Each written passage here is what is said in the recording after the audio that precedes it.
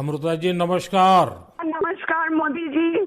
आपका बहुत आभारी हूँ। आप मुझे चांस दिए हैं लोगों की सेवा करने के लिए। हम 100% कोशिश करेंगे। आपका चुनाव अभियान कैसा चल रहा है?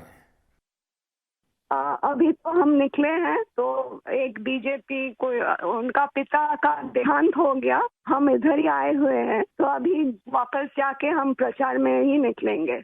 अमृता जी, आप महाराजा कृष्णराय चंद जी की विरासत को आगे ले जा रही है। एक बात आपको हम शेयर करना चाहेंगे। हम क्या कह सकते हैं? जी जी जरूर, मुझे अच्छा लगेगा। ये जो महाराजा कृष्णचंद्र का हम फैमिली है तो उसका भी ये लोग विरोध कर रहे हैं। क्या बोल रहे हैं कि वो ब्रिटिश के साथ साथ दिया था, फिर वो मैंने हम लोगों को गद्दार समझते हैं। क्यों किया वो नहीं बोल रहा है। इतना जमीन दान किया, इतना सब लोगों के लिए किया, भलाई के लिए किया, वो सब नहीं बोल रहे हैं। लेकिन क्या बोल रहे हैं, तो हम बोला कि क्यों किया ऐसा महाराजा कृष्णचंद्र। अगर नहीं करते तो हमारा सनातन धर्म तो पूरा खत्म हो जाता है कि नहीं। तो वो बात है, क्योंकि तब का वो जो नवाब थे सिराजुद्दौला, तो वो तो बहुत अत्याचारी भ्रष्टाचारी थे। तो उसी लिए उन्होंने तो अकेला नहीं किया, बहुत सारे राजाओं के मिलन हुआ, उसके बाद सभी ने किया। जगत सेठ भी थे और राजाओं थे। तो उसी सभी के मेहनत से ये काम सफल हुआ। तो अगर नहीं होता आज हम हिंदू नहीं रह पाते। हमारा भाषा दूसरा होता, हमारा वेशभूषा एकदम अलग होता और सभी अलग हो जाते। हम तो दूसरों के अधीन रहते ना, यही बात है। अमृता जी, बचपन में हमारे यहाँ हम लोगों को जो पढ़ाया जाता था उसमें कृष्णचंद्र राय की समाज सुधार का काम, बंगाल के विकास का काम, बंगाल के विकास के मॉडल, ये सब सुनने को मिलता था बचपन में। अब देखिए, ये वोट बैंक की राजनीति करने वाले लोग हैं तो बहुत ही अनाप शनाप आरोप लगाएंगे और 300 साल पहले की घटना निकालेंगे, 200 साल पहले की घटना निकालेंगे और बदनाम करने का प्रयास करेंगे। वे एकदम खुद सही बात अपने है। जो वर्तमान पाप है हाँ उसको छिपाने के लिए वो हाँ। ऐसी चीजें ढूंढते रहते हैं। लेकिन जब भगवान राम की बात आती है तो वो कहते हैं कि सबूत कहाँ है, इतनी हाँ पुरानी हाँ बात क्यों सही बात। निकालते हो। सही बात। लेकिन जब कृष्णचंद्र राय की बात आती है तो वो तुरंत निकालते हैं। तो इस प्रकार हाँ से उनके दोगलापन होता है और आपको हाँ। इसका बिल्कुल मन में प्रेशर नहीं लेना चाहिए। नहीं आपने नहीं, हम तो लेते भी बंगाल नहीं का है। उज्जवल भविष्य और आपका हाँ स्वयं का जीवन भी लोगों के लिए रहा है हाँ जी। और आपके सामने बंगाल की विरासत को बचाने की भी चुनौती है। और एकदम आप इसे सही बात। कैसे देख रही हैं आप? हम पॉजिटिवली देख रहे हैं। हमारा लड़ाई जो है लोगों का सेवा के लिए है, करप्शन हटाने के लिए है और वंचित लोगों के उपकार में आने के लिए है। आपने देखा होगा इन दिनों लड़ाई दो खेमों में बट गई है। एकदम। एक हमारा खेमा है जो इस देश से भ्रष्टाचार को मिटाने के लिए कदम उठा रहा है और दूसरा हमारे सामने वाला खेमा है, वो भ्रष्टाचारियों को बचाने के लिए इकट्ठे होना, एक दूसरे को बचाने के लिए लड़ाई लड़ना, आरोप करना और जिन्होंने पहले खुद ने आरोप किए थे वो भी उनको बचाने में लग गए हैं। यानी उनके लिए देश उनकी प्राथमिकता नहीं है, सत्ता ही उनकी प्राथमिकता है।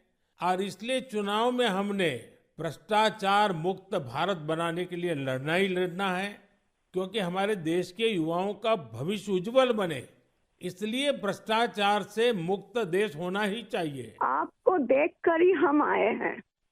जी अमृता जी, मैं बहुत आपका आभारी हूँ, क्योंकि हमारी टोली को आपने जब ये बताया तो मुझे जरूर लगा कि मुझे एक बार आपसे बात करनी चाहिए। अमृता जी, बंगाल के अन्य इलाकों की तरह हाँ जी। कृष्णा नगर में भी बीजेपी को बहुत उम्मीद के नजर से देखा जाता है। अब आप वहां लोगों से मिल रही हैं आपको भी लोगों का उत्साह उमंग फील होता होगा।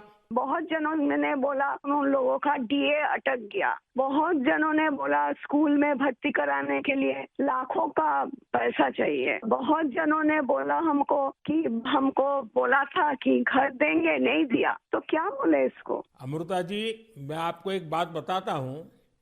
हाँ जी। मैं एक लीगल एडवाइस ले रहा हूँ। हाँ हाँ, प्लीज बोलिए। हमने बंगाल में ये ईडी वालों ने करीब 3,000 करोड़ रुपया इनका अटैच किया हुआ है। अब ये पैसा गरीब आदमी का पैसा है। किसी ने शिक्षक होने के लिए पैसा दिया, किसी ने क्लार्क होने के लिए पैसा दिया। वो सभी लोग जानते हैं। वो एकदम फेडअप हो गया, एकदम हाल छोड़ दिया। हम जो देख रहे हैं टीएमसी के ऊपर बहुत लोग नाराज है क्योंकि ये सब बहुत अत्याचार हो रहा है। तो मैं जो लीगल एडवाइस ले रहा हूँ, तो मेरी इच्छा ये है, अगर मुझे लीगल एडवाइस मिलेगी तो नई सरकार बनते ही जो भी कानूनी प्रावधान करना पड़ेगा, कुछ नियम बनाने पड़ेंगे, तो मैं ये जो 3,000 करोड़ रुपया है, जो जो गरीब लोगों का पैसा है और जिसने इस प्रकार का पैसा रिश्वत में दिया है, उन सबको मैं वापस पैसा करना चाहता हूं। तो आप पब्लिक में जरूर बताइए कि मोदी जी से मेरी फोन पर बात हुई है और उन्होंने कहा है कि बंगाल के लोग विश्वास करें कि जो 3,000 करोड़ रुपए ईडी ने अटैच किया हुआ है, वो 3,000 करोड़ रुपया गरीबों का पैसा है बंगाल के, और वो उनको वापस देने के लिए कोई न कोई रास्ता मैं खोजूंगा। ये जरूर बताइए आप लोगों को। हम बोलेंगे। अमृता जी, पूरे बंगाल में बड़ी संख्या में लोग बीजेपी के साथ आ रहे हैं। जब आप क्षेत्र के लोगों से बात करती है, वो क्या बात करते हैं? अपनी अपेक्षाएं आपको बताते हैं क्या? हाँ, बताते तो हैं। आपके कामों पे हमारा भरोसा है, ये सब बताते हैं। और हम पूछते हैं कि महुआ मैत्रो का क्या होगा, बोलो उसको तो जेल ही जाना है। अच्छा, लोग बोलते हैं।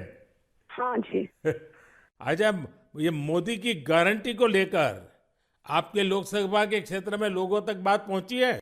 हाँ हाँ, हम तो बोले हैं। तो बोला मोदी जी की तरह हमारा भी गारंटी है, हम जरूर कोशिश करेंगे आपका सेवा में आने का। अमृता जी, मुझे बहुत अच्छा लगा आपसे बात कर करके, और मुझे विश्वास है कि आप विजयी होकर के आपके परिवार की जो बंगाल की सेवा करने की परंपरा रही है, उस परंपरा को आप आगे बढ़ाएगी। आपने चांस दिया है, इसलिए हम आभारी हैं। आपने ये चांस मुझे सौंपा है। बस आप जीत करके आइए, हम मिलकर के बंगाल के लोगों की बहुत सेवा करेंगे। और आप भी जीतने के बाद पहले 100 दिन में कृष्णनगर में क्या करना है, उसका पूरा काम निकाल के रखिए। मैं पूरी तरह आपके साथ खड़ा रहूंगा, और उसमें से जो भी काम भारत सरकार को करने होंगे, वो तुरंत कराने का हम प्रयास करेंगे। आपका आशीर्वाद मुझे चाहिए बस। बस जनता का आशीर्वाद हम सबको चाहिए। जनता का आशीर्वाद ही हमारी सबसे बड़ी ताकत है। लेकिन आप मुझे गाइड करिए, ये हमारा रिक्वेस्ट है। नहीं, बिल्कुल हम संपर्क में रहेंगे, और मेरी आपको बहुत शुभकामनाएं हैं। बहुत बहुत धन्यवाद जी। नमस्कार।